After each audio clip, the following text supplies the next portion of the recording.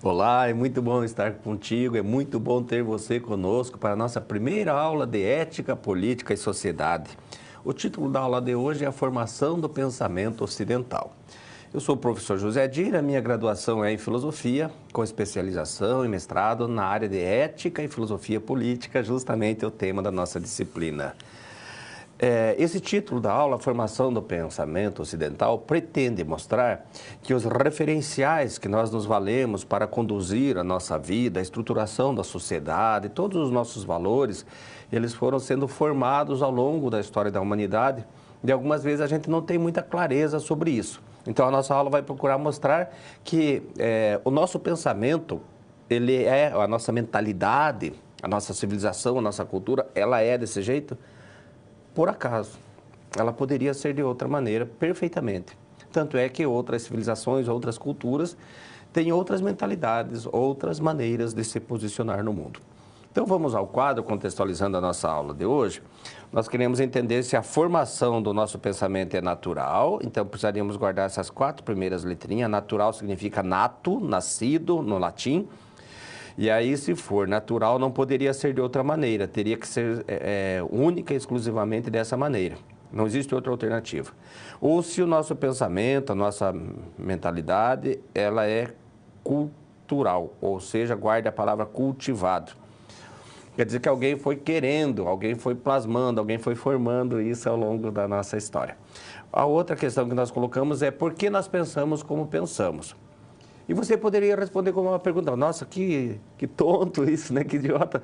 Não tem como explicar por que a gente pensa como a gente pensa. Será que seria possível pensar de outra maneira? Claro que seria possível. Nós temos hoje, século XXI, países onde as mulheres não podem sair na rua. Eles pensam de uma maneira diferente da gente.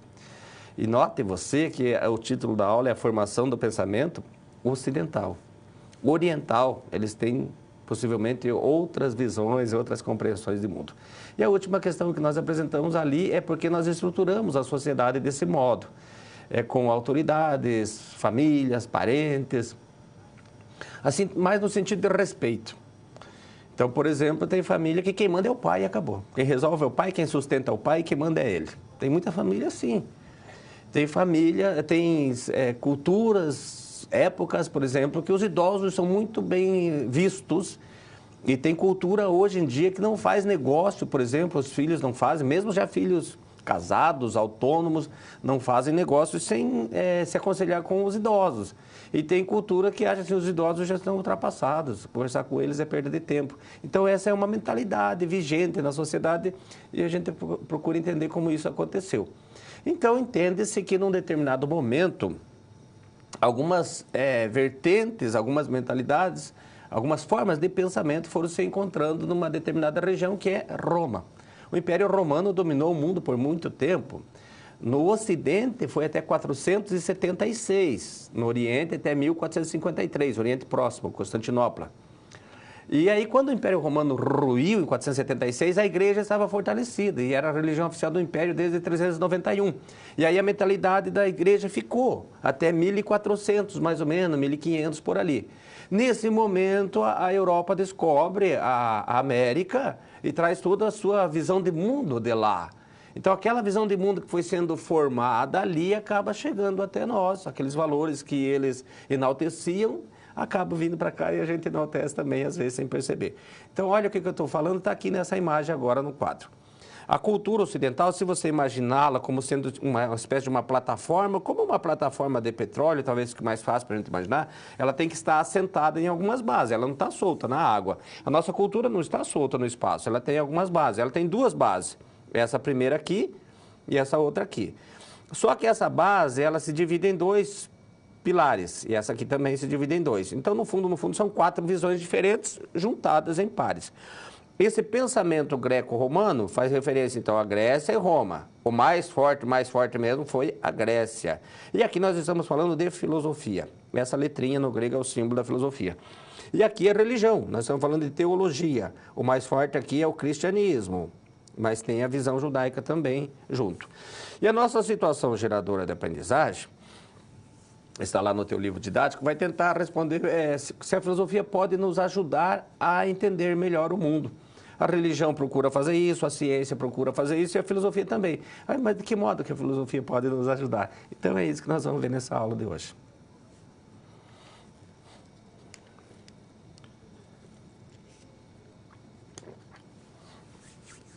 Você viu, então, que são dois pilares que sustentam a nossa cultura, ou, se quiser, a nossa civilização. E esses pilares, então, são formados a partir de duas visões diferentes. Pensamento greco-romano. Começa tudo na Grécia. A Grécia foi o berço da civilização, o berço da cultura, o berço da filosofia. Mas aí, num determinado momento, mais especificamente ali no ano 146 a.C., os gregos foram vencidos pelos romanos e se tornou, então, colônia de Roma. E aí esse pensamento vem para Roma, nós vamos falar melhor disso daqui a pouco. E antecedendo o pensamento que nasce lá na Grécia, antecedendo a filosofia, tenta imaginar, por exemplo, que nós temos a história, não é? Nós temos um momento que antecede a história, que vem antes da história, que é a pré-história. A filosofia não tem a pré-filosofia, mas ela tem algo que seria similar, muito parecido com uma pré-filosofia, que são os mitos. Ocorre muitas vezes que nós temos uma compreensão equivocada de mitos. Nós achamos que mitos são lendas, crendices, infantilidades.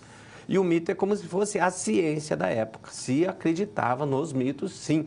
Muito embora fossem narrativas fantasiosas, forçadas, imaginéticas, de certa maneira, mas se acreditava nos mitos. O mito é a ciência da época, tá? E qual é a diferença de mito e lenda? Você pode até encontrar em livros, e às vezes alguns professores renomados, né, com mais estudo do que eu, eles dizem que os mitos são lendas. Não é correto falar que mitos são lendas, porque a lenda, ela surge espontaneamente, ela não tem um propósito. Ela vai surgindo e quando vê se formou uma lenda, ninguém sabe como que se originou aquilo, nem se sabe muito bem qual é o propósito daquilo. O mito não. O mito ele é planejado. Alguém quer fazer um mito, alguém pensa no mito, alguém cria um mito e cria já com um propósito. O propósito do mito é explicar alguma coisa, muito embora seja fantasioso. A palavra mito no grego é miteio. Miteio é narrativa. E a palavra logos, que nós traduzimos por razão, também tem o sentido de narrativa. Então, um tipo de narrativa foi perdendo força e outro tipo de narrativa foi ganhando força. A narrativa que perdeu força era a narrativa fantasiosa. A narrativa que ganhou força foi a narrativa racional, que é o logos. O que é racional? Racional é o que é compreensível, que tem cabimento, que não é tão fantasioso assim. Acompanhe aqui comigo no quadro, então, a natureza do mito, por que ele nasce. Nasce como uma explicação, ou se você quiser, uma narrativa fantasiosa sobre os fenômenos que você já deve ter ouvido muitas vezes falar, o trovão, a enchente, a seca, tudo isso era explicado, né, com base nos mitos. E o principal é que o mito tem um papel na formação, ele não é crendice, infantilidade, não é lenda. O primeiro poeta mitológico chama-se Homero, é um poeta cego, não escreveu nada, apenas recitava versos, a Ilíada e a Odisseia. Ele viveu no século 8 a.C. Então, os mitos prevaleceram muito fortemente na Grécia por uns 200 anos, porque no século 6 a.C. vai surgir esse grupo de filósofos aqui chamado pré-socráticos, século 6, aqui nasce a filosofia. Pré-socrático, o próprio nome está dizendo, vieram antes de Sócrates. Eles rompem com o mito, mas o mito não some, continua existindo mito até hoje. Os mitos de hoje em dia são diferentes daqueles, mas existem mitos. O que é um mito? Um mito é tudo aquilo que você acredita sem procurar saber se é verdadeiro ou não. Um exemplo é a mulher é sexo frágil. Isso não é verdadeiro, isso é um mito. Ou até poderíamos dizer é uma mentira, mas não é uma mentira. É uma ideia que se transmite por meio dessa afirmação.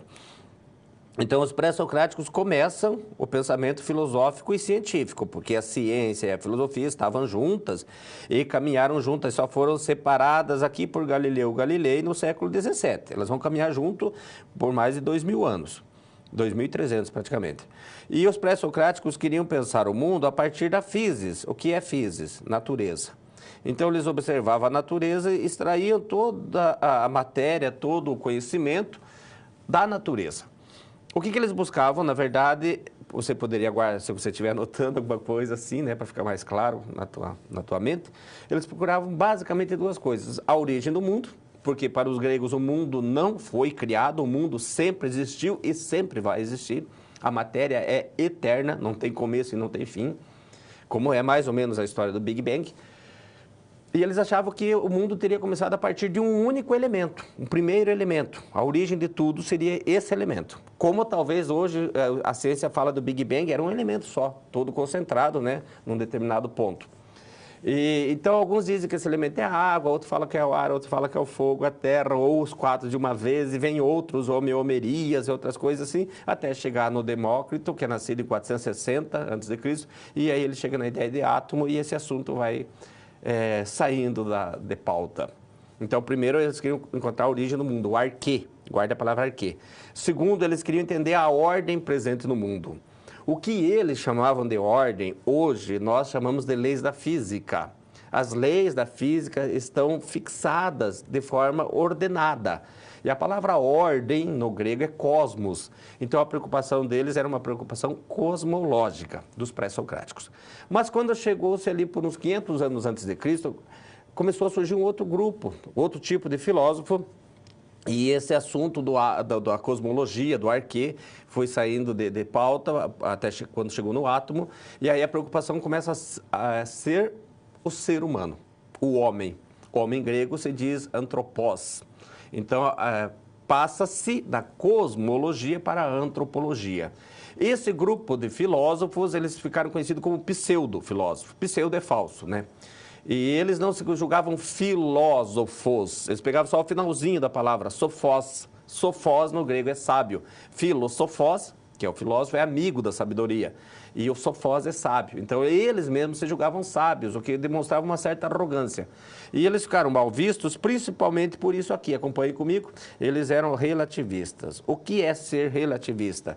Por exemplo, o bem e a verdade não existem em si. O bem e a verdade é o homem que decide, é o homem que estabelece, porque o homem é a medida de todas as coisas. É ele que decide tudo. O que é bem? O que é bem é o que nós decidirmos que vai ser bem. O que é verdade? O que a gente concordar que é verdade, é verdade. Então, era preciso saber argumentar. E os sofistas, então, ensinavam os filhos dos ricos a argumentar. E talvez você pense, professor, por que os filhos dos ricos? Porque eles cobravam para ensinar. Eles foram as primeiras pessoas que cobraram para ensinar.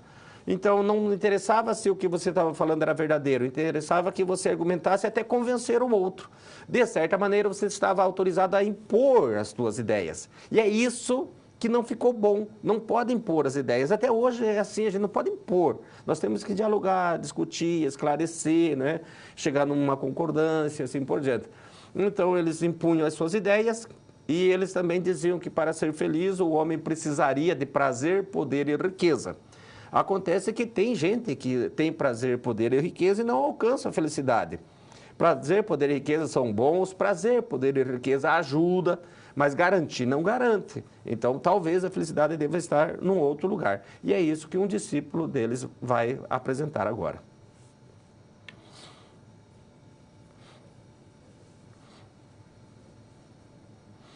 Os sofistas tiveram muitos discípulos, mas aquele que se destacou e acabou rompendo com os sofistas por discordar deles foi o Sócrates.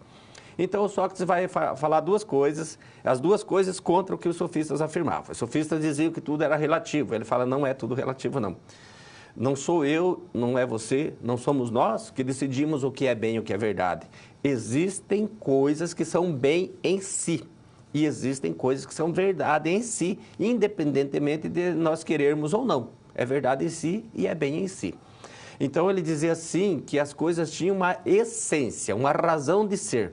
Ou seja, o relativismo dos sofistas é vencido pela afirmação e demonstração do Sócrates de que as coisas têm uma essência.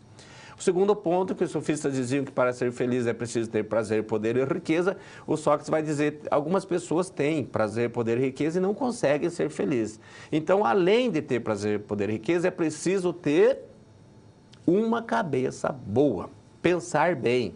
E ele vai chamar isso de uso correto da razão. É preciso fazer uso correto da razão. Se você tiver prazer, poder e riqueza e usar corretamente a razão, você alcança a felicidade. Se você não tiver prazer, poder e riqueza, mas tiver uma cabeça boa, pode ser que você alcance também, independente de ter. Então, não é isso que garante. O que garante é o uso correto da razão. E o Sócrates rompeu com os sofistas e se tornou conhecido por duas frases que me parece que não foram traduzidas de modo adequado. Por quê? O Sócrates é considerado o homem mais sábio do mundo, é o pai da filosofia, né? Dividiu a filosofia, inclusive pré-socrático, pós-socráticos. E ele é conhecido por uma frase que você já deve ter ouvido falar: homem, conhece-te a ti mesmo. Essa frase é redundante, essa frase é um pleonasmo, conhece-te só pode ser a ti mesmo, a si mesmo, né? E essa frase estava no pórtico do templo de Delfos, mas ela estava escrita de uma outra maneira. Acompanhe comigo, no original ela estava escrita assim, ó: Gnote-se auton. Gnote é conhecer-se auton por si. Então, o sentido dela é autoconheça-se. Essa frase era mais longa um pouco. Ela dizia o seguinte: autoconheça-se e autoconhecendo-se conhecerás os segredos do universo e dos deuses. Quer dizer que estava tudo dentro da gente. Mas o Sócrates usa essa frase para dizer o seguinte: se você não se conhecer, você não vai saber das suas qualidades e dos seus defeitos. Saber dos nossos defeitos talvez seja até mais importante do que saber das nossas qualidades. Porque se você não reconhece os seus defeitos, você nunca vai procurar melhorar. Você nunca vai corrigir os seus defeitos. Então, nós temos que ser honestos conosco mesmos e admitirmos, nós precisamos melhorar. Para os gregos, o nosso projeto de vida, a gente vem ao mundo para melhorar. Então, é preciso ter muita consciência dos nossos erros, nossos defeitos, nossas falhas e assim por diante. A outra frase do Sócrates que você conhece é essa daqui, ó: sei que não sei tudo. Só que você não conhece ela dessa maneira. Você deve conhecer essa frase como só sei que nada sei. Infelizmente, parece birra minha, né? Parece ficar pegado em coisa pequena, mas essa frase, só sei que nada sei, ela se contradiz. Quando você fala só sei, você está afirmando que sabe, que nada sei, ou você derruba a primeira parte, não sabe nada, então não pode nem falar, ou você está admitindo que sabe que não sabe tudo, e saber que não sabe tudo já é saber algo. Parece apenas um trocadilho, né? uma retórica, mas não é. Se você analisar bem profundamente, você percebe que é impossível, é inviável. Não se confirma essa frase, só sei que nada sei. Saber que nada sabe é saber o limite do seu conhecimento, é saber algo. Então, o sentido da frase no contexto que ela foi dita era o seguinte: eu sei que eu não sei tudo. Por que isso é importante? Porque a partir do momento que você reconhece que você não sabe tudo, você está pronto para procurar conhecer, ir ao encontro da verdade. E o Sócrates dizia o seguinte, essa frase é bom que você guarde: nós devemos amar sempre a verdade. Nós devemos amar, buscar a verdade, desculpa. Nós devemos amar, buscar a verdade sempre. Mas não devemos defender a verdade jamais. Porque se você defender a verdade, você está partindo do pressuposto do que você tem a verdade, ou, entre aspas, talvez, que você seja dono da verdade. E nós não sabemos se nós temos a verdade. Então, o Sócrates dizia, existe um caminho para a gente buscar essa verdade. Vamos ao quadro. O caminho, que em grego se diz método, meta, odos é caminho, meta é para, então o caminho para alcançar a verdade, o método socrático é o método dialético. Divida essa palavra no meio, essa primeira parte aqui é o prefixo, e o dia no grego tem o sentido de compartilhar. Compartilhar, e a dialética, então, seria compartilhar ideias. Não é compartilhar opinião. A ciência não estuda opinião, estuda ideias. O que são ideias? Ideias até pode começar com opinião, mas a ideia se baseia em fatos, em coisas evidentes, assim por diante. E a dialética, então, o caminho para encontrar a verdade começa com a ironia. Esse é o primeiro momento. Ironia para nós hoje é caçoada, zombaria, gozação. Para eles não era. Ironia é questionamento, ironia é interrogatório.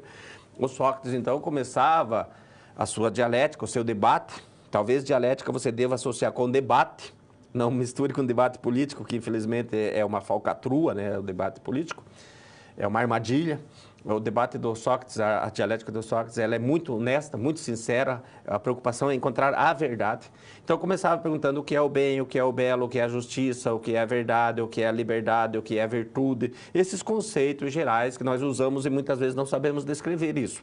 E quando as pessoas percebiam que elas não sabiam descrever isso, não conseguiam encontrar a definição correta, vinha o segundo momento. Acompanhe aqui comigo. O segundo momento é a maêutica e vai te ajudar se você guardar mais uma vez as 4 primeiras letrinhas. Talvez você fique falando, nossa, professor, tudo 4 primeiras letrinhas. É que se você guardar as 4 primeiras letrinhas é maiê. E é assim que normalmente uma criança chama a mãe quando está aprendendo a falar mãe. E a maiêutica significa no grego parteira, a arte de ajudar as mulheres a se tornarem mães ou parir seus filhos. E o Sócrates dizia assim, a minha mãe, a mãe do Sócrates, chamava-se Fenareta, a minha mãe é uma parteira, ajuda as pessoas, as mulheres a dar à luz aos seus filhos. Eu também sou um parteiro, eu sou um parteiro de ideias. Eu ajudo as pessoas a dar à luz às suas ideias. E a missão da minha mãe é mais fácil que a minha, porque quando ela vê uma criança, ela já sabe se é um menino ou uma menina. Mas eu, quando eu ouço a ideia de alguém, eu preciso definir com muito cuidado se é verdade ou se é falsidade. E ele dizia o seguinte também, às vezes algumas crianças nascem sem vida, infelizmente. E às vezes uma dialética dele acabava sem conclusão, que em grego se diz aporético. Os diálogos poderiam ser aporéticos. Por que ele recomendava isso? Vamos ao quadro então. Ele recomendava a ironia para destruir preconceitos. Olha a importância disso, inclusive no século XXI. Para nós hoje, para você, no exercício da tua profissão, se livre de preconceito. Só vai te fazer mal. E se você for preconceituoso, você fará mal para os outros também. E a maiêutica? A maiêutica é formular novos conceitos. Muitas vezes nós precisamos abrir mão das nossas convicções quando nós percebemos que elas não estão bem fundamentadas. Nós precisamos entender o seguinte, a nossa cabeça tem que ser uma cabeça aberta para as mudanças. Nós devemos estar adequados à época que nós vivemos, aceitar o diferente, respeitar a opinião dos outros. Então, é isso que tem a ver essa nossa aula, né? A formação do pensamento. O pensamento vai mudando e nós precisamos estar abertos a essas mudanças.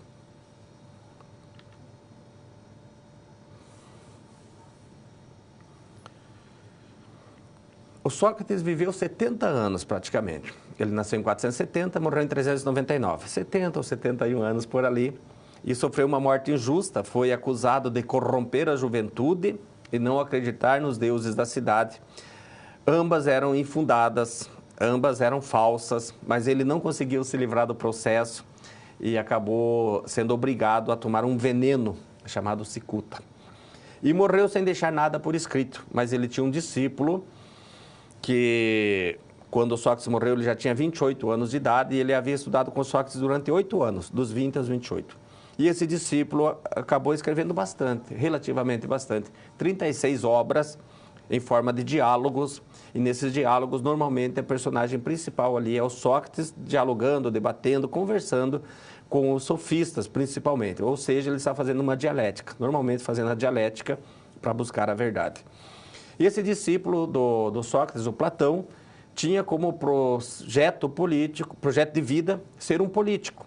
Mas se desiludiu com a política justamente por causa da morte do Sócrates, que foi um processo político. E aí, quando ele tinha 40 anos de idade, depois de já viajar bastante e trabalhar como assessor de reis, 2 reis ele foi assessor, ele acabou abrindo uma escola que você conhece, Academia Platônica, que funcionou por 916 anos. Quando fazia 20 anos que a escola estava aberta, chegou ali um estrangeiro, um jovem de 17 anos para estudar naquela escola, e estudou lá até os 37, estudou 20 anos com o Platão, 20 anos. E aí, quando o Platão morreu, claro, ele parou de estudar com o Platão e saiu da escola e foi tocar a vida dele. Esse jovem é o Aristóteles. Então, nós temos o Sócrates, que não escreveu nada, o Platão, que escreveu bastante, abriu uma escola, e agora chegou ali o Aristóteles. O Aristóteles, ele é o pai da lógica. A lógica começa com ele, a lógica que ele criou permaneceu intocável por 2.200 anos, 2.300 por ali. E ele também retoma aquele tema dos sofistas que o Sócrates também havia tratado, que é a questão de encontrar a felicidade. E olha o que ele diz, o que é a felicidade. A felicidade é viver bem. Felicidade é gostar de viver. Felicidade é ter uma vida boa. Felicidade é ter contentamento simplesmente por estar vivo. Mesmo que não tenha saúde, mesmo que não tenha amigos, mesmo que não tenha bens materiais, se você é contente por estar vivo, você é feliz. Então, Aristóteles diz que a felicidade é o objetivo da nossa vida.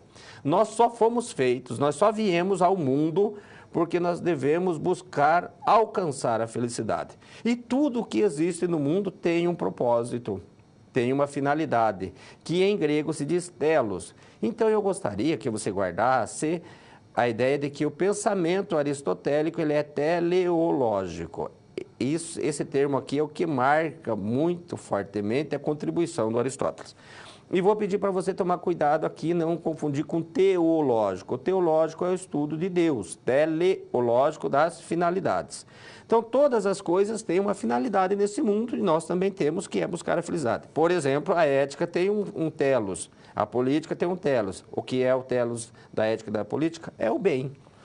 A ética é o bem individual e a política é o bem coletivo. Como para os gregos o coletivo é mais importante que o individual, a política era mais importante que a ética. Então, viver bem em grego se diz eudaimonia, e o eudaimonia foi traduzido por bem-aventurado, bem-inspirado, que é sinônimo de felicidade. Veja você que no Sermão da Montanha, a Bíblia, o Novo Testamento foi escrito em grego. E o Sermão da Montanha, em algumas traduções, fala assim, bem-aventurados os que têm fome e sede de justiça, por exemplo. Outras traduções traz assim, felizes os que têm fome e sede de justiça, que é sinônimo. Então, eudaimonia significa bem inspirado, de bem com a vida, viver bem. E a felicidade é diferente de alegria. Você pode estar alegre e não ser feliz. Você pode estar triste e ser feliz. Por quê? Acompanhe comigo.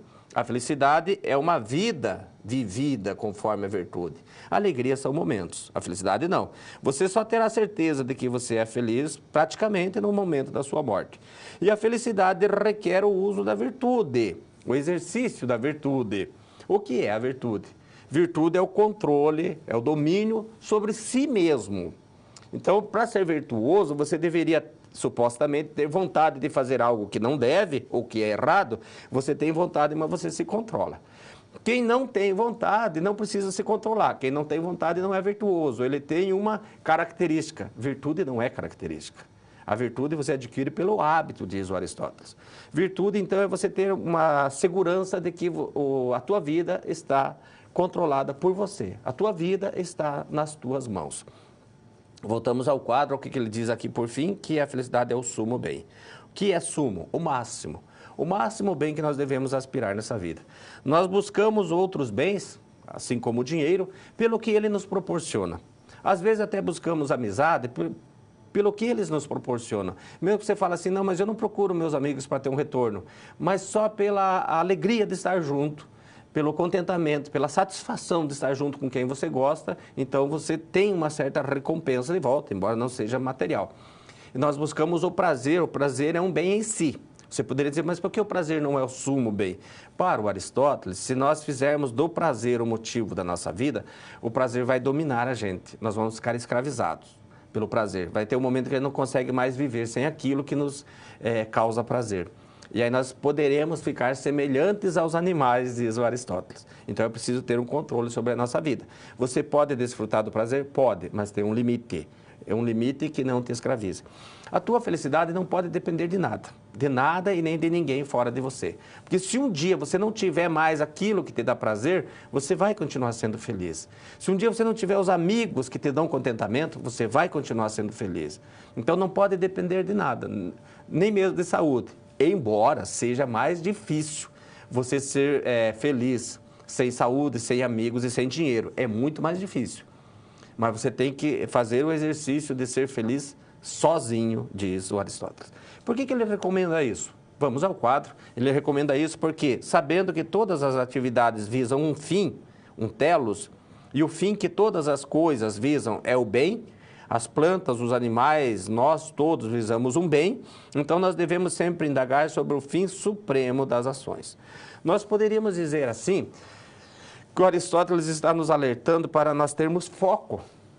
Quando as coisas estão acontecendo de maneira inesperada, de maneira que nos aborrece, aquelas coisas podem ser passageiras. Nós não podemos perder o foco, o fim supremo das ações, onde eu quero chegar. Tem um filósofo estoico, nascido 4 anos antes de Cristo, falecido em 65 da nossa era, chamado Sêneca. E você já deve ter ouvido a frase dele, para quem não sabe em que porto quer chegar, nenhum vento lhe é favorável. Então Aristóteles está dizendo, saiba onde você quer chegar.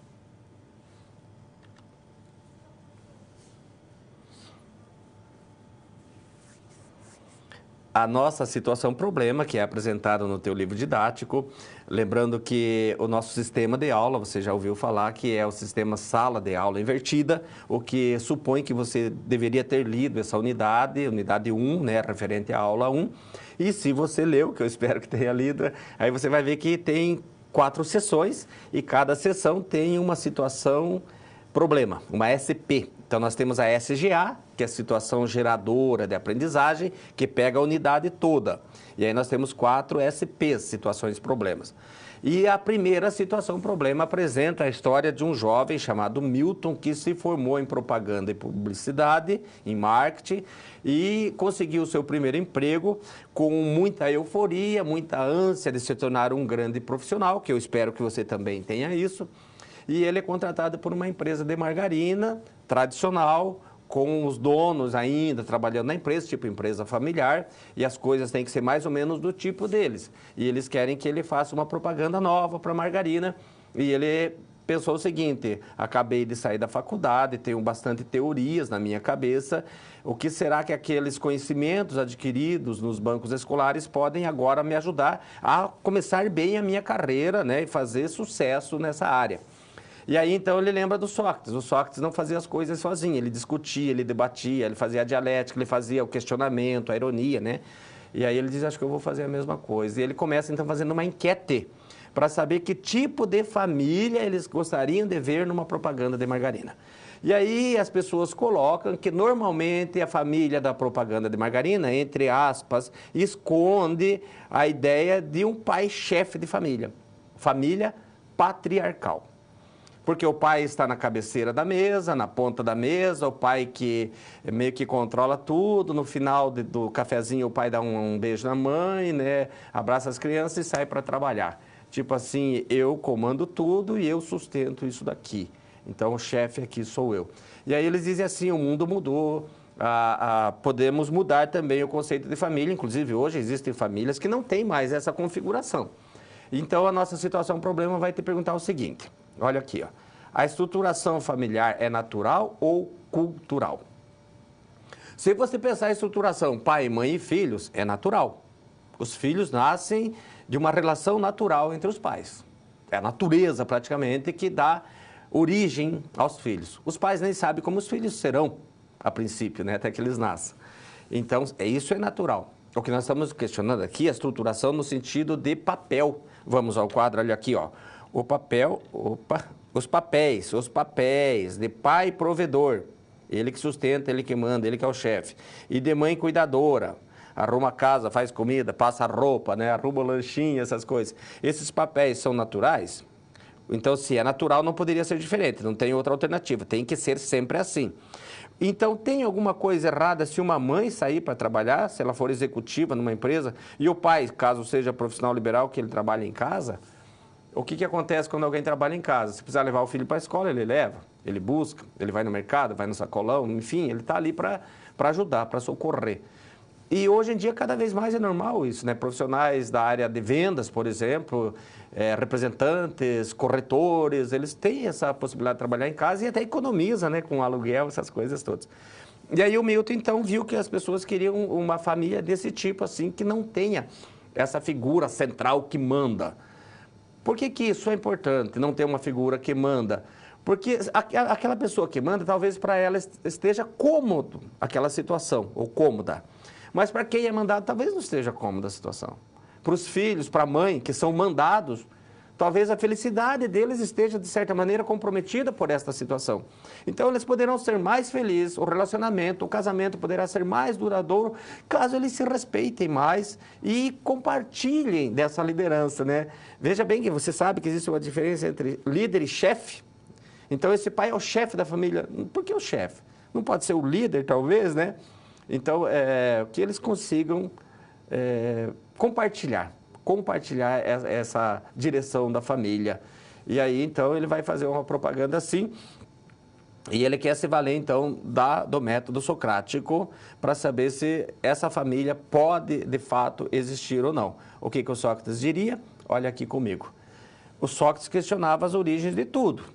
Nós já vimos isso, né? Ele ia nos porquê até as últimas causas. Então, a gente poderia Agora, ficar se perguntando se esses papéis, eles não são apenas sociais ou culturais. Ou seja, num determinado momento, a família foi se configurando dessa maneira e isso ficou. Como a gente diz, foi o que pegou, foi o que cristalizou, foi esse tipo de família. Mas talvez no mundo que a gente vive, a gente já possa pensar em famílias diferentes. Agora nós vamos pular da família para o mercado de trabalho. Imagine você como chefe de uma equipe amanhã ou depois. Qual vai ser a tua postura? De chefe, que manda, ou de líder? Líder que delega, que acolhe, que respeita as diferenças e opiniões e assim por diante. O Sócrates pediria para você ser essa segunda alternativa.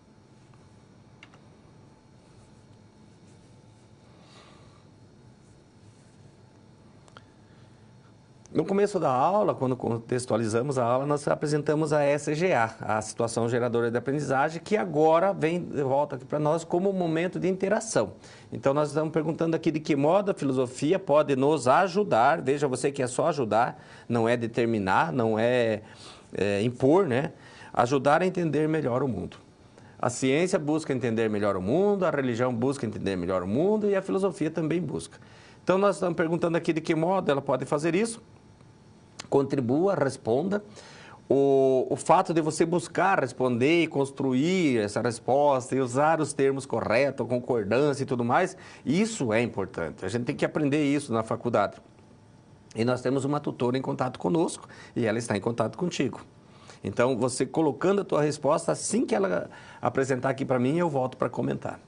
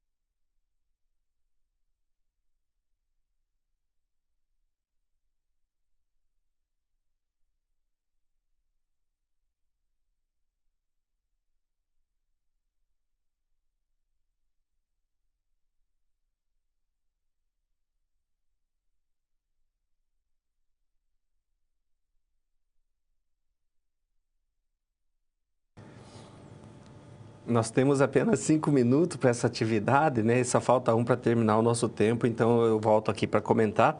Se você estiver respondendo, continua respondendo. Se chegar aqui, eu até comento no outro momento de interação, sem problema algum. Mas aproveitando então de que modo a filosofia pode nos ajudar, a religião ajuda de uma maneira, a ciência ajuda de outra maneira, e a filosofia ela pode nos ajudar nos tornando mais críticos, mais reflexivos, mais profundos, e que a gente consiga respeitar muito a opinião do outro. Jamais impor as nossas ideias, jamais se considerar donos da verdade. Os filósofos que nós vimos até agora, o Sócrates e o Aristóteles, eles estão coerentes com esse tipo, né, de pensamento. O Sócrates era assim, uma pessoa que, por mais que ele talvez soubesse as respostas, ele não passava a resposta porque a pessoa tem que construir, a pessoa tem que chegar à convicção por ela mesma, né? A gente grava mais aquilo que a gente discute do que aquilo que a gente ouve. O que nós ouvimos, nós guardamos 20% apenas. E o que nós discutimos, nós guardamos 70%. Então, a metodologia do Sócrates, talvez ele não soubesse disso na época, mas ela era muito eficiente. Então, a filosofia deve nos ajudar nesse sentido.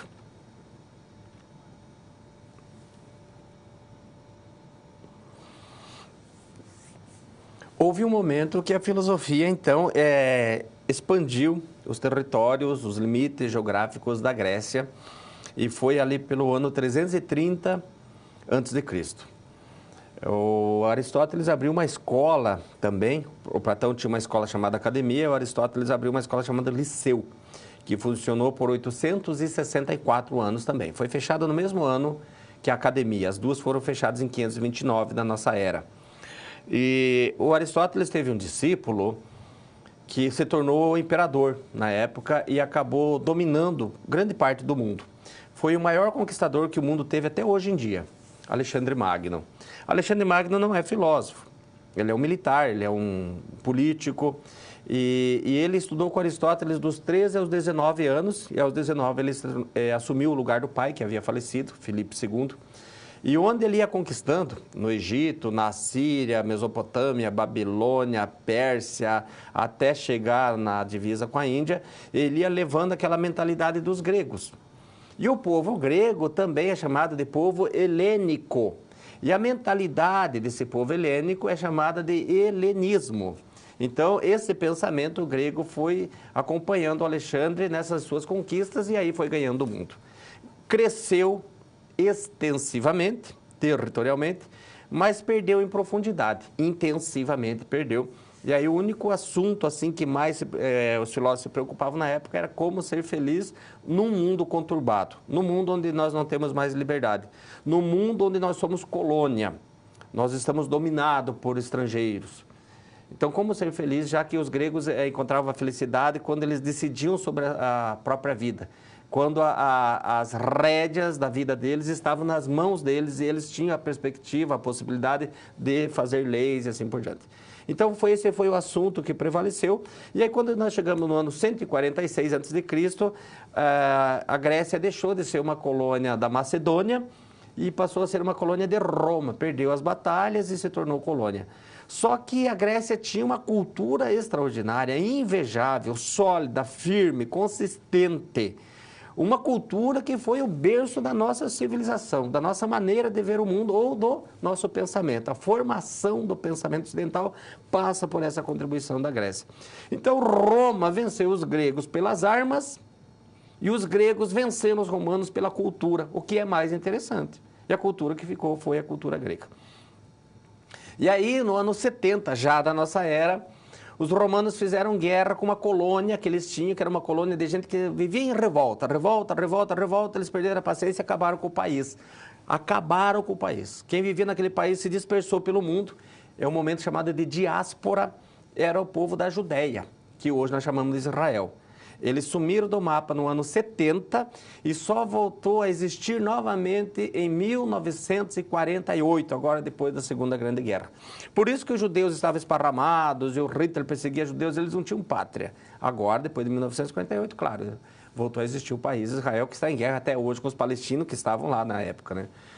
Então, essas duas culturas agora vão se encontrar em Roma. E como eu disse no começo da aula, Roma dominou o mundo até 476, daí caiu por causa dos bárbaros, a igreja assumiu o seu lugar, dominou o mundo até 1400, 1500, até hoje a igreja tem uma certa influência, né? Não define tudo no mundo, mas ela é sempre ouvida também. E aí essa mentalidade acaba chegando até a América, porque a Europa descobriu a América, né? A América Latina, o próprio nome já diz, vem do latim, né? Todos nós falamos uma língua que nasce com o latim. Aí os Estados Unidos e Canadá dão, mas nós estamos falando da América Latina e do México para baixo, né? E descobriu países na África, na Oceania, assim por diante. Então, meio que dominou o mundo aquela mentalidade que tinha sido formada ali na Grécia. E qual era a mentalidade da filosofia na época? Qual era a contribuição da filosofia? Acompanhe aqui. A filosofia quer ajudar você a ter um pensamento mais crítico. Crítico significa purificado, filtrado, bem elaborado, com critérios. Guarde crítico, associa a critérios, né? Então, deve te dar a capacidade de interpretar a realidade. Nós devemos ser mais espertos nesse sentido, né? Interpretar a realidade, buscar as causas dos fenômenos, não aceitar respostas prontas, dar um novo significado à realidade que a gente está observando, que tem a ver com interpretar a realidade, e fazer escolhas mais racionais. Além disso, a filosofia busca não se sobrepor às crenças, respeita as diferenças. Essas duas palavrinhas aqui é o resumo da nossa aula inteira. Respeita as diferenças. É isso aqui que a gente pretende que você leve para o teu exercício profissional, para a tua atuação amanhã ou depois. Respeitar as diferenças. Então, a filosofia apenas colabora na construção de uma visão de mundo mais crítica. E as nossas convicções políticas, religiosas, sexuais, seja o que for, precisam ser analisadas à luz de fatos. Quando você analisa as coisas à luz de fatos, você derruba preconceitos. O que vale? Está aqui, é isso que vale. Como é que a gente se livra de sofrimento? Está aqui os fatos mostrando. Os advogados dizem, né, contra fatos não há argumentos. É mais ou menos isso. Vamos nos valer dos fatos. E esse período, então, que essa mentalidade se junta com a mentalidade judaico-cristã, né, que eu falei da diáspora, esse momento acaba perdurando por 1000 anos. Mas é um momento que a igreja se consolida, se firma para valer. E a igreja, ela faz a filosofia, mas ela faz também a teologia. E a teologia, na visão da igreja, é a ciência das ciências. Por 1000 anos, a teologia ficou preponderando e a filosofia ficou chamada de serva, escrava da teologia. Então, tem a teologia, a rainha das ciências, e tem uma escrava dela, a filosofia. Vai ficar nessa configuração, nesse posicionamento por 1000 anos. Em latim falava antila, filosofia, antila, teologia.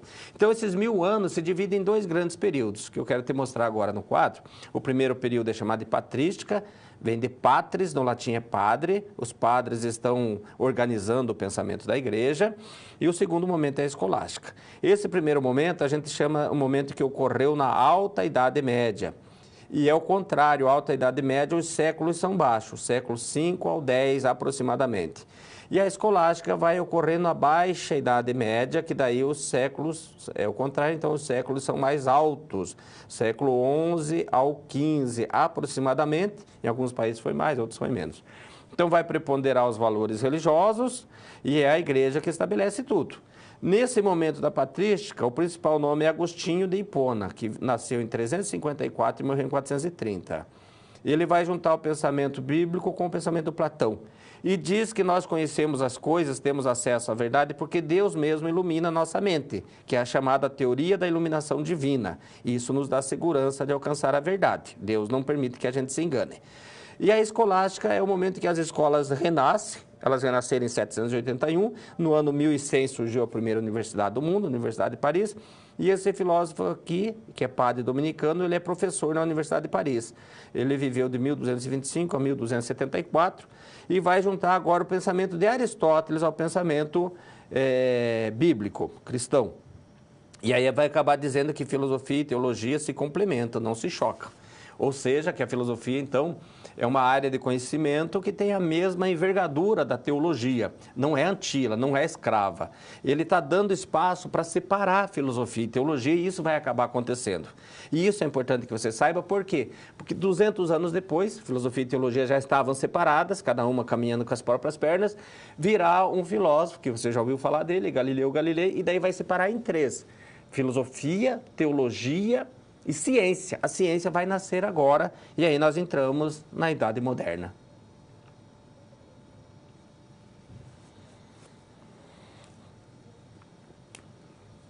A Idade Moderna começa pela história, não pela filosofia, mas na história começa em 1453. Na filosofia não tem essa data fixa, mas é mais ou menos por ali, porque a filosofia muda quando muda a mentalidade da época. E até ali valia a fé. Era a fé que explicava as coisas, a fé era o fundamento de tudo. Agora, na modernidade, a fé vai perdendo um pouco o seu espaço, porque a Bíblia não é um livro de fé, não é um livro de ciência.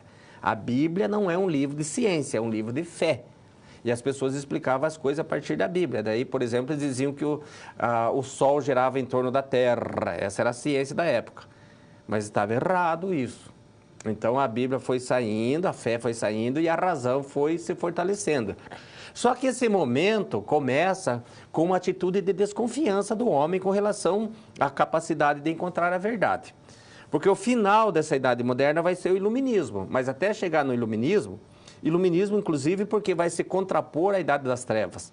A idade das trevas é a idade da escuridão. E o iluminismo, a idade das luzes, do esclarecimento. Esclarecimento a partir do quê? A partir da razão. Mas começa primeiramente, então, lá por 1500, por ali, com uma desconfiança da capacidade humana de alcançar a verdade, porque toda a ciência que vinha sendo defendida por uns 2000 anos aproximadamente, se demonstrou errada, equivocada. A Terra não era plana. A Terra não estava estática no centro do universo e o universo girando em torno da Terra, o Sol, a Lua e as estrelas. Então, a Terra era plana, achatada, fixada em duas grandes colunas, chamadas colunas de Hércules, e o universo era esférico, o universo era redondo, não a Terra. E aí eles perceberam, está errado isso. Dá para a gente ir para o Oriente, para as Índias, fazer compras, né? Tanto indo para o oeste quanto para o leste. Qualquer uma das direções nós vamos chegar lá. Eles perceberam que a Terra era redonda, a bússola permitiu isso, né? Então as concepções de mundo deles ficaram todas equivocadas. Pode jogar fora todas as teorias e as apostilas e livros, está tudo errado. E aí alguém vai dizer assim, calma aí, tem coisa que é verdadeiro, tem coisa que ainda prevalece, não é tudo dúvida não. Ainda dá para encontrar a verdade, sim. A matemática nos confere verdades inquestionáveis. 2 mais 2 são 4 desde que o homem morava nas cavernas, e vai ser sempre. A soma dos ângulos internos de um triângulo é 180 graus, sempre foi e sempre vai ser, em geometria plana. Então, eles começaram a dizer, a matemática nos dá verdades indubitáveis e essas verdades se encontram na nossa razão. Então, nós temos o ceticismo, agora nós vamos ter o racionalismo, tudo isso está dentro do iluminismo. Mas alguém vai dizer assim, a razão nos dá a verdade, mas não faz o pensamento evoluir e crescer. O que faz crescer, evoluir, descobertas, invenções é o quê? A experiência. Então, vamos ao quadro, olha aqui, ó. Racionalismo vem de ratio, que no latim significa razão. Eles dizem que é possível encontrar a verdade na razão. E o que é a verdade? A verdade se compõe de ideias claras, distintas e evidentes por si. E como chegar até elas? Existe um caminho? Olha o método, caminho para. Descartes, René Descartes, inventou o método, que tem esse nome por causa dele, né? Método cartesiano, que eu tentei criar um macete para você guardar. Se cair na tua prova, eu quero que você pense só o seguinte, esse método é fácil. E aí você vai lembrar como é que diz fácil em inglês. Fácil em inglês é easy. Só que em inglês, easy se escreve assim, easy, com Y no final. E é só a pronúncia que é easy. Aí você vai ter um macete para você não esquecer o método dele.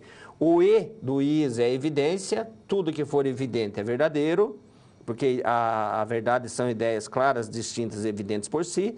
O que não for evidente, você separa, divide, para ficar mais fácil para você analisar. Você analisa até encontrar o problema, então o A do easy. E aí você junta de novo. A síntese é a junção, é a conclusão. O S do easy. Depois que você juntar, dá uma olhadinha se está tudo na ordem certa, na sequência correta, se você não pôs o 5 antes do 3, antes do 4. Então, é preciso fazer uma enumeração primeiro. Enumere para que essa enumeração te permita fazer uma revisão e que você tenha o controle sobre aquilo que você está estudando, sobre a verdade que você está buscando. Você percebeu que nesse método aqui não falou em experiência em nenhum momento. Então, a verdade está na razão. E aí vem uma outra corrente, acompanha comigo no quadro, que vai dizer o seguinte, não, a verdade vem por meio da experiência, deriva da experiência. E experiência em grego se diz empeiria. Então, por isso, essa corrente é chamada de empirismo. A verdade vem pela experiência. A razão te dá a verdade, como a matemática te dá. É claro que te dá, não vamos questionar isso. Mas se você ficar só na razão, sem fazer nenhuma experiência, como é que você descobre? coisas novas. Como é que a ciência evolui? É preciso fazer experiência.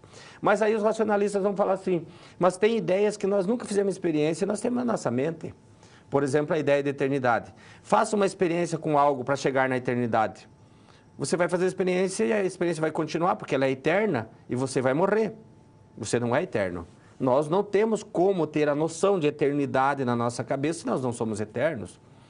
Nós nunca vimos nada perfeito e nós temos a noção, né, a definição de perfeição, nós temos na nossa mente.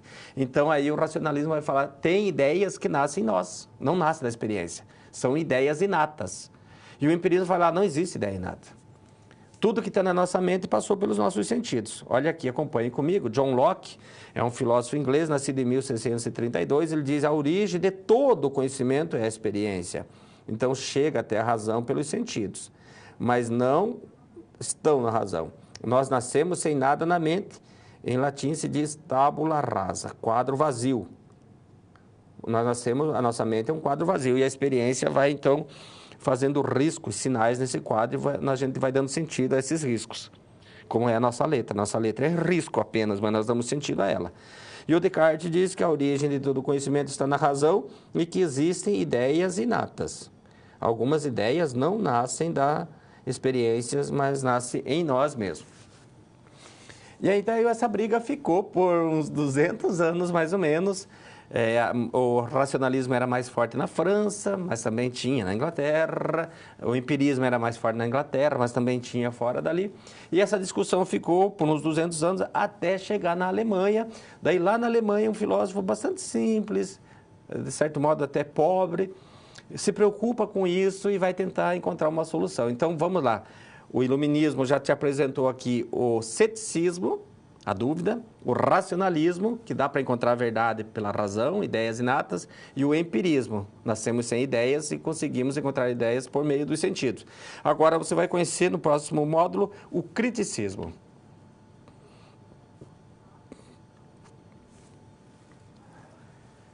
Então, essa discussão entre racionalistas e empiristas, nenhum dos dois concordando entre si, nenhum dos dois concordando com o ceticismo, são três correntes, cada uma discordando das outras, vai parar na Alemanha. E na Alemanha tem um filósofo, que eu falei há pouco, que chama-se Immanuel Kant.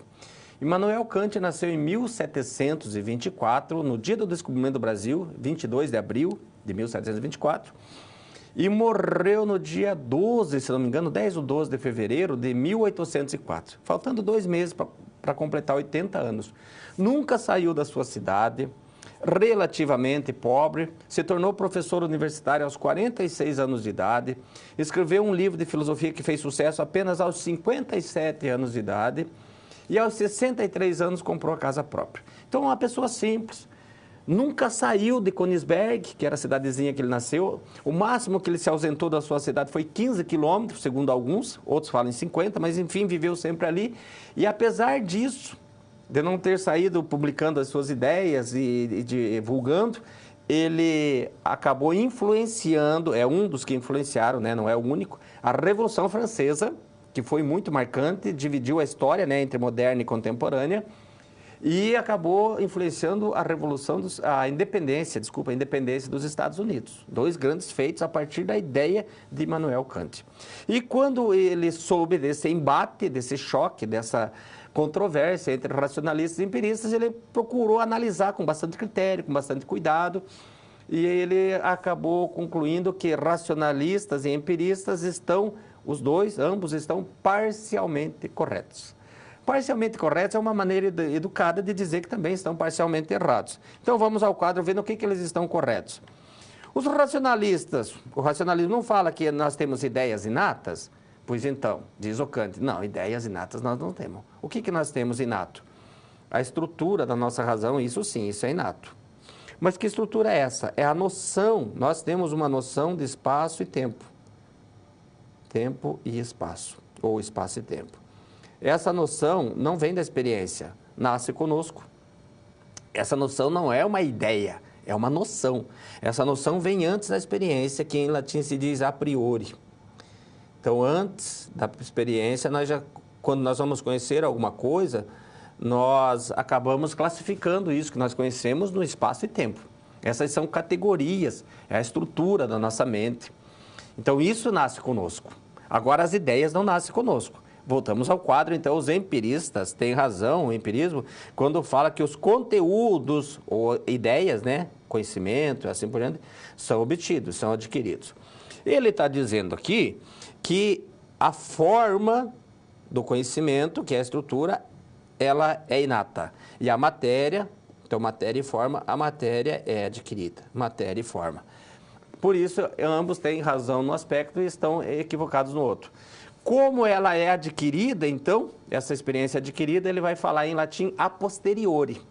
Nós adquirimos as ideias depois, a posteriori é depois da experiência. Porém, o resultado das experiências não dão garantia de que elas vão continuar se repetindo. Você pode fazer uma experiência 1 milhão de vezes e sempre dar o mesmo resultado. Mas na 1 milhão e 1, digamos assim, pode ser que dê um resultado diferente. Nós não temos essa garantia. E quem alertou o Kant para isso foi um filósofo escocês chamado David Hume. Ele acabou afirmando isso e o Kant leu e falou, ele tem razão. Então, como é que a ciência trabalha na prática? Aí o Kant vai dizer que a ciência, na prática mesmo, na tua sala de aula, hoje em dia, a ciência é feita com base em juízos sintéticos a priori. Juízos conclusivos, conclusões que a gente toma a priori como conclusões que vão dar certo. Então, alguém fez a experiência várias vezes e agora a gente parte do pressuposto de que aquilo vai continuar dando certo para sempre. É assim que a ciência trabalha. Agora nós vamos voltar no nosso livro didático, porque o Milton queria fazer uma propaganda e fez, usou o método socrático. A propaganda do Milton foi um sucesso. Daqui a pouco eu vou mostrar que ele teve percalços, mas ele soube superar os percalços e foi um sucesso. E o Milton foi reconhecido. Isso tudo para trazer para o teu mercado de trabalho amanhã ou depois, para a tua atuação. E aí o Milton vai ser promovido e as pessoas que promovem o Milton dão a ele a possibilidade de escolher quem vai ocupar a vaga que ele está deixando, porque ele tem uma equipe formada por 4 pessoas, 2 rapazes e 2 moças, e cada um deles, como todos nós, temos qualidades e defeitos, eles também têm. E ele não quer ser injusto, porque se ele for injusto, ele pode desmotivar a equipe, ele pode comprometer o próprio nome, inclusive. Então, ele quer ser imparcial. E isso é preciso que a gente tenha essa mentalidade no nosso dia a dia, no nosso trabalho. Tenta imaginar um médico, por exemplo, que vai tomar uma decisão e ele pode ser imparcial, pode cometer erro. Amanhã depois ele pode ser cassado, ele pode ir até preso. Qualquer um de nós pode. Então, como é que a gente pode estar mais garantido? O Milton quer escolher alguém sem fazer loucura e ficar garantido de que ele está fazendo a coisa certa. E aí ele quer se valer desse método que os modernos agora estão apresentando. O Descartes, o Locke, o Kant, essa discussão, esse debate que eles estão envolvidos. Então, para escolher alguém, ele vai fazer o seguinte, acompanha aqui comigo. Primeira coisa, ele vai observar o comportamento, observação, a ciência é feita com base em observação, a filosofia também. Então, observando o comportamento, ele está observando a prática. Observando o currículo, ele está observando a teoria. Vamos ver se existe vínculo entre teoria e prática. Depois de observar os currículos, ele vai fazer uma reflexão sobre os resultados obtidos. Você lembra que num determinado momento da aula nós falamos que a filosofia analisa as coisas à luz dos fatos concretos? De maneira mais lógica e racional.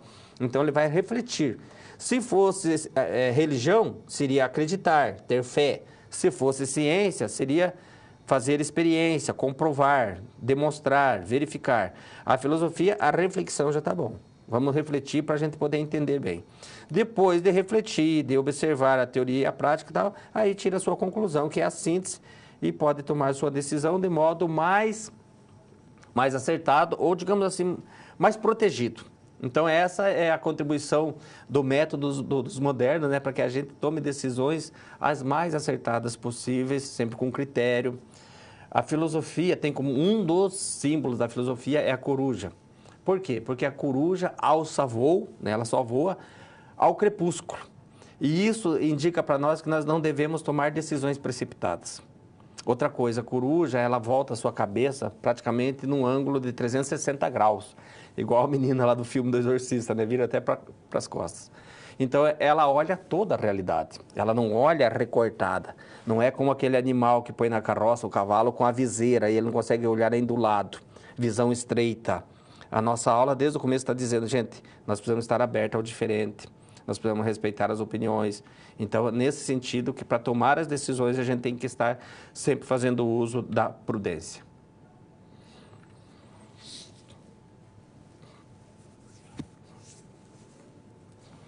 Entre os termos que a nossa aula hoje apresenta para você, de respeito da opinião do outro, da busca da verdade, comprometimento com a verdade, com o bem, com aquilo que é correto e tudo mais, aparece também a figura da tolerância. Por que a gente fica insistindo nisso? Porque você já deve ter conhecimento de histórias de pessoas que têm um estudo extraordinário, às vezes tem estudo até fora do Brasil, às vezes tem até pós-doutorado, às vezes estão fazendo o maior sucesso nos grandes centros aqui do nosso país, São Paulo, Rio de Janeiro, enfim, e daqui a pouco, quando se pensa que não, eles estão envolvidos em coisas erradas e acabam indo atrás das grades. Por quê? Porque não é suficiente ter apenas o conhecimento técnico, teórico relacionado à profissão. É preciso também ter uma visão de mundo mais correta, mais alicerçada naquilo que é justo, naquilo que é bom. Então, a nossa reflexão aqui é sobre a tolerância e eu quero perguntar para você o seguinte: como nós devemos agir com relação àquelas pessoas que pensam radicalmente diferente de nós? Você tem um posicionamento, a pessoa tem um posicionamento totalmente contrário ao teu. Vamos pegar um tema polêmico, por exemplo, você é de esquerda ou de direita e a pessoa não aceita de modo algum a tua visão de mundo. E às vezes pode ser uma pessoa querida ou aquela pessoa que se você pudesse, você até cortava a volta para não encontrar. Tem pessoas que são insuportáveis e você vai discutir, você perde a paz de espírito, você perde o dia. Às vezes perde até a amizade com a pessoa, ela é insuportável, não dá para discutir. Como a gente fala, é turrão demais, muito radical. Mas tem pessoas que são muito queridas, às vezes algum parente, às vezes o vozinho, a vozinha, que toda a família adora, mas ela tem aquela visão antiga ainda, e você percebe, nossa, precisaria ajudá-lo ou ajudá-la a vencer um pouco esse preconceito, essa visão de mundo. Isso não existe mais. Chega a dar pena da gente ver a pessoa agarrada a essas ideias, né? Não que você tenha que mudar a cabeça da pessoa, claro que não. Mas como nós devemos agir com relação a essas pessoas que pensam radicalmente diferente de nós. E aí nós apresentamos essa questão para você refletir. Por quê? Porque o Milton passou por isso. Olha lá, acompanhe comigo o que aconteceu com o Milton. O Milton teve problema com os donos da empresa, que são pessoas idosas apegadas à tradição. Primeiramente, você vê que são os donos da empresa. Ele está agora num dilema. Ele tem duas alternativas: insistir ou desistir da sua ideia. Ainda estamos naquela ideia da propaganda que apresenta uma família não patriarcal. Se ele desistir, ele pode, de repente, vender a imagem de uma pessoa que não sabe o que está fazendo. Que se não fosse os donos abrir os olhos dele, ele ia fazer coisa errada. Ele desistiu já viu que não ia dar em nada. Não é bom esse funcionário que nós contratamos. E ele poderia insistir e dar certo, mas poderia insistir e dar errado. E ia ser queimado do mesmo jeito. Então, ele tem que ser muito prudente com relação a isso. Agora, aqui eu gostaria de te alertar, você deve ter percebido, que o livro didático acabou se apresentando como um livro preconceituoso. O livro didático, possivelmente, eu acredito que tenha sido de propósito. Por que preconceituoso? Porque ele está colocando assim: pessoas idosas, apegadas à tradição, muito influenciadas pela religião, pessoas, entre aspas, atrasadas. Nem sempre pessoas idosas são atrasadas. Pode ser até que a maioria seja, mas não é uma lei necessária. Não é algo inquebrantável. Pessoas idosas, pessoas atrasadas. Tem pessoas idosas que têm uma mente muito mais aberta do que pessoas jovens. E também tem pessoas jovens que têm uma cabeça de idoso. Tanto é que você possivelmente deva conhecer alguém que se fala: nossa, essa pessoa tem uma cabeça igual ao meu avô, né? Então, o livro trata de um preconceito justamente, apresenta como um preconceito justamente para a gente perceber e para a gente superar. E como é que o Milton vai superar isso? Então, olha lá, ele vai se valer do Sócrates mais uma vez. Pelo diálogo ou a dialética, pelo bom senso, a prudência, o cuidado. Nós podemos falar as coisas de muitas maneiras e as verdades mais difíceis nós podemos falar com muita caridade, com muito jeito, né? Solidariedade, empatia e tolerância mútua.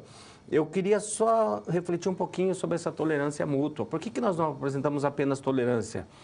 Pode ser, em alguns casos, que a tolerância traga meio escondida nas entrelinhas, uma certa discriminação.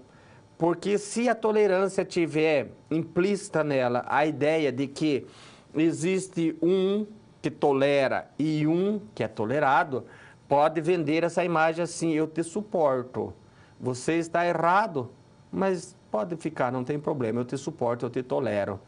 E a tolerância não pode ter esse significado. Quer ver? Eu vou dar um exemplo polêmico. Por exemplo, alguém que é heterossexual e aí tem na sua equipe um homossexual. E ele fala assim: não, eu te tolero, pode ficar, não tem problema não. Como se ele estivesse dizendo assim: eu sou o certo, você é o errado. E esse fato de dizer quem é o certo e quem é o errado é que nós temos que tomar cuidado. Eu sou de direita, você é de esquerda, mas eu te tolero. Você é gente boa, não tem problema, eu te tolero. Então está escondendo uma hierarquia. Alguém está acima, tolera aquele que está abaixo.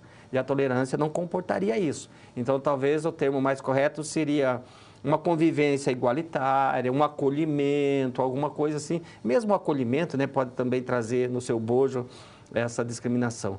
Mas, enfim, para ficar essa reflexão, que palavra poderia ser usada no lugar da tolerância, porque, no fundo, ninguém pode estar acima um do outro nesse sentido de determinar o que o outro precisa fazer.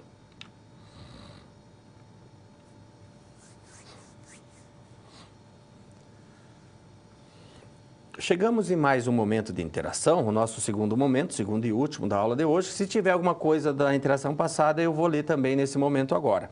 Como nós estamos falando de tolerância, algumas visões de mundo, quando é relacionada à política, esquerda e direita, quando é relacionada, em alguns casos, à orientação sexual, também é bastante polêmico, e quando é originado, algumas vezes menos polêmico, um pouco com relação à visão de igreja. Tem gente que é bastante religioso, tem gente que não é, e às vezes você está na mesma equipe. E às vezes uma pessoa se pauta por isso. Eu não posso trabalhar em tal dia, a minha igreja não permite e tal, eu não posso fazer isso que a igreja não permite. Vamos fazer aí, não sei, uma confraternização, mas eu não posso ir e tal. Enfim, às vezes pode ter isso, daí as pessoas podem dizer: nossa, o que é isso, né? A igreja fica dizendo que a pessoa deve fazer. Calma aí. Então, a nossa situação pergunta o seguinte, olha aqui, a nossa interação. Como devemos tratar as crenças religiosas diferentes das nossas? Para que a gente tenha um ambiente gostoso de trabalho. O que dizer daquele massacre que aconteceu em janeiro de 2015 com o jornal Charlie Hebdo, que fazia sátiras? Ele fez sátiras do cristianismo muito tempo, ridicularizou a pessoa de Jesus Cristo, a Santíssima Trindade, o Espírito Santo, Maria. O cristianismo, a igreja nunca foi lá para bater de frente, discutir, porque daí sabe que dá o efeito contrário, dá mais ibope. E o que esse jornal queria era ibope, né? E aí ele começou a satirizar os muçulmanos. Mas os muçulmanos têm uma veneração muito grande por Maomé, o grande profeta, o fundador do islamismo. E aí os muçulmanos foram aguentando até o momento que estourou. Não deu mais, explodir o jornal. E aí você lembra o que aconteceu. O mundo inteiro, né, a favor do Charlie, usava até uma camiseta, grandes personalidades do mundo: I am Charlie, eu sou o Charlie, eu estou do lado do Charlie, assim por diante. Mas o que a gente pode dizer dessa visão de mundo, assim, de ficar, tipo, entre aspas, fazendo bullying com a religião dos outros?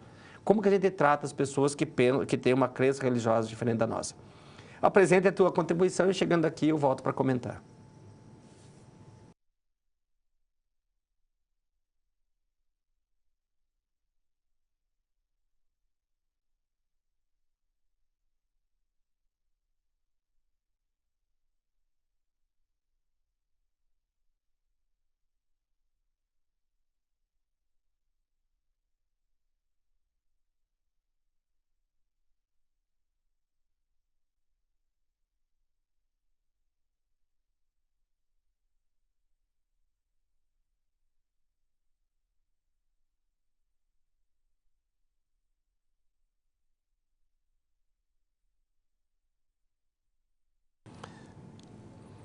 Da atividade passada, nós temos uma contribuição do Polo de Própria, no Sergipe. Muito obrigado pela contribuição de vocês. Colocar assim, é aquela que fala como que a filosofia pode nos ajudar a entender melhor o mundo. As alunas colocam que ajuda no entendimento do dia a dia, porque sempre temos questionamentos diários sobre as situações que nos aparecem.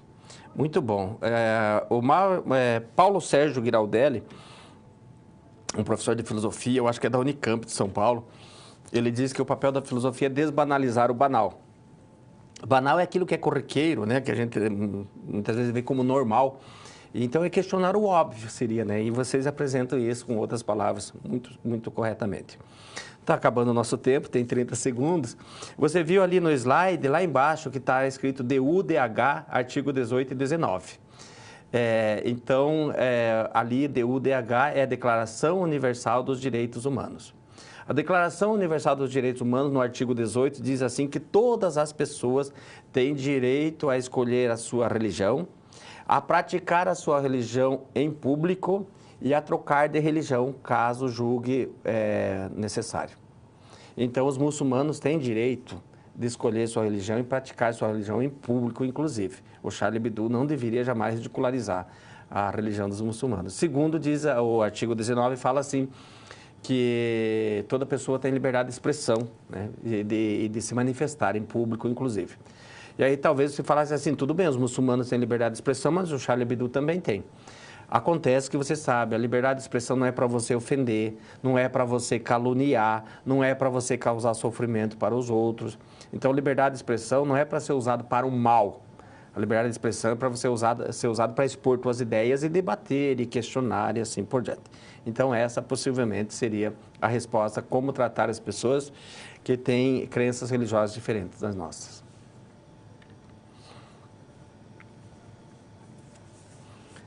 Recapitulando o que nós vimos hoje, nós vimos como é que nasce a filosofia e que antecedendo ao nascimento da filosofia tem um momento que é o mito. O mito, então, é a pré-ciência, o mito é a pré-filosofia, e aí a filosofia nasce e vai usar como referência para entender o mundo a ideia da natureza. Acompanhe comigo, referência a gente chama de paradigma. Então, o paradigma é um modelo, é um padrão, ou seja, um referencial. Esse símbolozinho aqui é o símbolo da filosofia, que eu fiz lá no começo da aula, que era para ser assim, acho que saiu até grudado com outro risco lá. É o Φ, a letra Φ. Então, a filosofia antiga vai usar como referencial, como modelo, a natureza, a physis, e o tipo de conhecimento que mais dominou, prevaleceu naquela época, na Grécia Antiga, era a filosofia. Na filosofia medieval, que nós vimos, Agostinho, Tomás de Aquino, a patrística, a escolástica, o que prevalece, o paradigma é a fé. Usa-se a fé, a Bíblia, a teologia, assim por diante. E foi o momento que a religião, a igreja, a teologia dominou, né, por mais de 1000 anos. Na filosofia moderna, que nós vimos o iluminismo, vimos ali que começa com o ceticismo, depois veio o racionalismo, o empirismo e, por fim, o criticismo kantiano. Eles vão se fundamentar muito fortemente no uso da razão. E aí, século XVII, Galileu Galilei, Francis Bacon, René Descartes, todo esse pessoal vai originar a ciência do jeito que a gente conhece. A ciência, então, é o conhecimento mais convincente na Idade Moderna, na época do iluminismo. A nossa aula não chegou na filosofia contemporânea. O último autor que nós vimos foi o Kant, que é moderno, morreu em 1804. Mas qual é o paradigma da época que a gente vive, da filosofia contemporânea? Entende-se que esse paradigma seja a linguagem. Que sentido a linguagem? No sentido de que nós devemos estar sempre argumentando, debatendo, se esclarecendo, discutindo, que nós devemos ser tolerantes, que nós não devemos impor as nossas ideias, que jamais, em hipótese alguma, nós devemos nos considerar donos da verdade. Quem se considerou dono da verdade ao longo da história da humanidade fez besteira. A igreja, num determinado momento, principalmente ali na Baixa Idade Média, século XI, XII, XIII, a igreja dominava tudo, nós sabemos disso. E quem pensasse diferente dela, como foi Galileu Galilei, Giordano Bruno, Copérnico e alguns outros, essas pessoas eram retaliadas. Elas poderiam ser queimadas em praça pública. Giordano Bruno, que era um frade, ele foi queimado em praça pública. E ele era membro da igreja. Então, a igreja não aceitava que pensasse diferente, é dona da verdade. Nós tivemos isso depois em Napoleão, que se considerou dono da verdade, perseguiu a Europa toda, e guerra e tal, e acabou preso e acabou morto numa situação bastante complicada.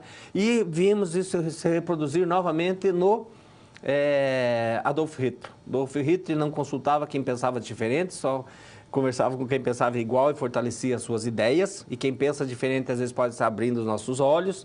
Nem sempre quem nos adula nos faz bem, né? Às vezes quem nos corrige pode estar fazendo mais bem ainda. Então, não ser considerado dono da verdade. O Hitler pagou o preço por isso, né? Possivelmente, antes de terminar a guerra, já teve que tirar a própria vida, né? Porque viu que as coisas iam complicar para ele. Então, é essa postura que nós temos que trazer para a nossa atuação profissional. E é isso que o Sócrates nos ensinou, é isso que o Aristóteles nos ensinou, é isso que os modernos estão pedindo para nós. Então, essa aula tem a ver com a formação do pensamento ocidental. Esse pensamento que vem sempre mudando, essa mentalidade, essa nova maneira de ver o mundo. E que você se livre de algumas maneiras antigas que podem te causar sofrimento, é isso que nós não queremos, e pode causar sofrimento para os outros e pode comprometer a tua carreira profissional. Que você se forme na área, que você atue na área, que você tenha muito sucesso. Não apenas por meio de conhecimento técnico, mas também por meio de uma reflexão correta e acertada. Essa, então, foi a nossa primeira aula de Ética, Política e Sociedade, ou Cidadania, né? O livro traz sociedade. E que trata da questão da formação do pensamento ocidental. Na segunda aula, nós vamos falar da formação da moral ocidental, será uma aula sobre ética. E depois, na terceira, nós vamos ver a política e as concepções do mundo. E na última, nós vamos tratar da evolução da sociedade, assim por diante, essas mudanças que nós tivemos mais da nossa época daí. Eu espero você para a nossa segunda aula semana que vem. Até lá.